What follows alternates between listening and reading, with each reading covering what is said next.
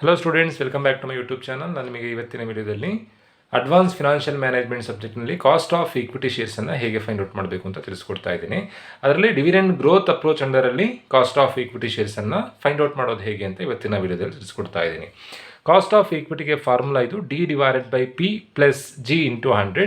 ಕ್ವಶನಲ್ಲಿ dividend growth approach ಪ್ರಕಾರ problem ಮಾಡೋದು ಹೇಗೆ, ಅದೇ ಮೆಥಡಲ್ಲೇ ಪ್ರಾಬ್ಲಮ್ ಮಾಡಬೇಕು ಅಂತ ನಮಗೆ ಹೇಗೆ ಗೊತ್ತಾಗುತ್ತೆ ಅಂತಂದರೆ, ಕ್ವಶನಲ್ಲಿ ಗ್ರೋತ್ ರೇಟ್ ಕೊಟ್ಟಿರ್ತಾರೆ.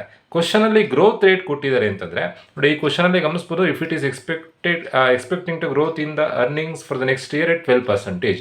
ಕ್ವಶನಲ್ಲಿ ಗ್ರೋತ್ ರೇಟ್ ಕೊಟ್ಟಿದ್ದಾರೆ ಅಂತಂದರೆ ನೀವು ಡಿವಿಡೆಂಡ್ ಗ್ರೋತ್ ಅಪ್ರೋಚ್ ಪ್ರಕಾರನೇ ಪ್ರಾಬ್ಲಮ್ ಮಾಡಬೇಕಾಗತ್ತೆ. ಇಲ್ಲ ಅಂತಂದರೆ ಬೇರೆ ಮೆಥಡ್ಗಳಿದ್ದಾವೆ, ಅದ್ರ ಪ್ರಕಾರ ಪ್ರಾಬ್ಲಮ್ ಮಾಡಬೇಕಾಗತ್ತೆ. ಫಾರ್ಮುಲಾ ಏನು ಅಂತಂದರೆ D for dividend / current market price, P ಅಂತಂದರೆ current market price plus growth rate × 100.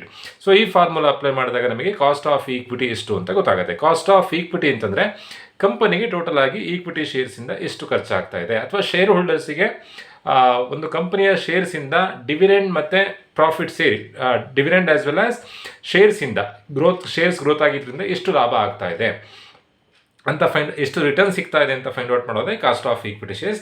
Question ಈ ಥರದಲ್ಲಿದೆ: ABC limited declared 200% dividend for the year 2024-25 on its equity shares of ₹10 face value. The price of the share was ₹340. If it is expecting to growth in the earnings for the next year at 12%, calculate the cost of equity shares of the company. First ನಾವು ಫಾರ್ಮುಲಾನ apply ಮಾಡೋದಕ್ಕಿಂತ ಮುಂಚೆ ಡಿವಿಡೆಂಡನ್ನು calculation ಮಾಡ್ಕೊಳ್ಬೇಕು. Market ಪ್ರೈಸನ್ನು ಈ ಪ್ರಾಬ್ಲಮಲ್ಲಿ ಅವರೇ ಡೈರೆಕ್ಟಾಗಿ ಕೊಟ್ಟಿದ್ದಾರೆ. Growth rate ಎಷ್ಟು ಕೊಟ್ಟಿದ್ದಾರೆ ನೋಡಿಕೊಂಡು ಫಾರ್ಮುಲಾ ಅಪ್ಲೈ ಮಾಡಿದ್ರೆ ಆಯಿತು. ಯಾವಾಗಲೂ ಡಿವಿಡೆಂಡ್ ಕ್ಯಾಲ್ಕುಲೇಷನ್ ಮಾಡಬೇಕಾದ್ರೆ ಕಂಪನಿಯವರು ಡಿವಿಡೆಂಡನ್ನು ಡಿಕ್ಲೇರ್ ಮಾಡುವಂಥದ್ದು ಫೇಸ್ ವ್ಯಾಲ್ಯೂ ಮೇಲೆ. ಈ ಪ್ರಾಬ್ಲಮ್ನಲ್ಲಿ ಕಂಪನಿಯ ಈಕ್ವಿಟಿ ಶೇರ್ಸಿನ ಫೇಸ್ ವ್ಯಾಲ್ಯೂ ₹10 ಇದೆ. ಎಷ್ಟು ಪರ್ಸೆಂಟೇಜ್ ಡಿವಿಡೆಂಡ್ ಡಿಕ್ಲೇರ್ ಮಾಡ್ತಿದ್ದಾರೆ ಅಂತಂದರೆ 200% ಡಿವಿಡೆಂಡ್ ಡಿಕ್ಲೇರ್ ಮಾಡ್ತಾ ಇದ್ದಾರೆ. 10ಗೆ 200% ಮಾಡಿದ್ರೆ, 10ನ 100% ಅಂದರೆ 10ನ 200% ಅಂತಂದರೆ ₹20 ಡಿವಿಡೆಂಡನ್ನು ಡಿಕ್ಲೇರ್ ಮಾಡ್ತಾ ಇದ್ದಾರೆ. ದೆನ್ ಮಾರ್ಕೆಟ್ ಪ್ರೈಸ್ ಕ್ವಶನಲ್ಲಿ ಅವರೇ ಕೊಟ್ಟಿದ್ದಾರೆ. The price of the share was $340. Market ಪ್ರೈಸನ್ನು ಅವರೇ ಕ್ವಶನಲ್ಲಿ ಕೊಟ್ಟಿದ್ದಾರೆ. ಗ್ರೋತ್ ರೇಟ್ ಕೂಡ ಕ್ವಶನಲ್ಲಿ ಅವರೇ ಕೊಟ್ಟಿದ್ದಾರೆ. ಗ್ರೋತ್ ಎಷ್ಟು ಅಂತಂದರೆ 12% ಅಂತ ಕೊಟ್ಟಿದ್ದಾರೆ. ಎಷ್ಟೇ ಪರ್ಸೆಂಟೇಜ್ ಕೊಟ್ಟಿರಲಿ /100 ಮಾಡಿ ಬರ್ಕೊಳ್ಬೇಕು. ಸೊ 12/100 ಅಂತಂದರೆ 0.12 ಆಗುತ್ತೆ. ಈಗ ಫಾರ್ಮುಲಾ ಅಪ್ಲೈ ಮಾಡಿದ್ರೆ ಆಯಿತು. ಫಾರ್ಮುಲಾ ಏನು? D/MP + G × 100. ಇಲ್ಲಿ ಡಿ ಅಂತಂದರೆ ಡಿವಿಡೆಂಡ್ ಎಷ್ಟು? 20 / ಮಾರ್ಕೆಟ್ ಪ್ರೈಸ್ ಎಷ್ಟು?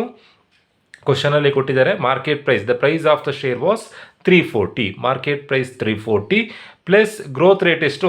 ಕಂಪನಿಯ ಶೇರ್ಸು ಮುಂದಿನ ವರ್ಷಕ್ಕೆ ಎಷ್ಟು ಗ್ರೋತ್ ಆಗುತ್ತೆ? 12% ಗ್ರೋತ್ ಆಗುತ್ತೆ. 0.12 ಅಂತ ಬರ್ಕೊಳ್ಬೇಕು × 100.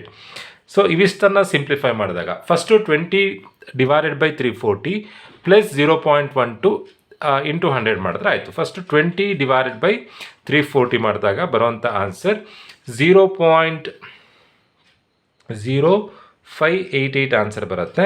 ಪ್ಲಸ್ 0.12 × 100. ಫಸ್ಟು ಡಿವೈಡ್ ಮಾಡ್ಕೊಳ್ಬೇಕು. ಡಿವೈಡ್ ಮಾಡಿದಾಗ 0.0588 ಬರುತ್ತೆ. 0.0588 ಪ್ಲಸ್ 0.12 × 100 ಮಾಡಿದ್ರೆ ನಮಗೆ ಆನ್ಸರ್ ಸಿಗುತ್ತೆ. Final answer 17.8%.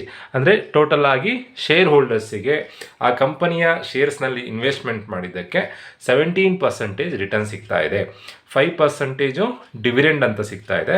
ಕಂಪನಿಯ ಶೇರ್ಸು ಗ್ರೋತ್ ಆಗಿರೋದಕ್ಕೆ 12% ಸಿಗ್ತಾ ಇದೆ. ಟೋಟಲ್ ಆಗಿ 12 + 5 17% ರಿಟರ್ನ್ ಸಿಗ್ತಾ ಇದೆ. ಇದು cost of equity. Cost of ಈಕ್ವಿಟಿಗೆ formula dividend / market price plus growth rate × 100. ಆ ಫಾರ್ಮುಲಾ ಅಪ್ಲೈ ಮಾಡಿದಾಗ 17.8% ಆನ್ಸರ್ ಬಂದಿದೆ. Simple problem. ಹೋಪ್ ಎಲ್ರಿಗೂ ವಿಡಿಯೋ ಅರ್ಥ ಆಗಿದೆ ಅಂತ ಅಂದ್ಕೊಳ್ತಾ ವಿಡಿಯೋ ಮುಗಿಸ್ತಾ ಇದ್ದೀನಿ. Thank you.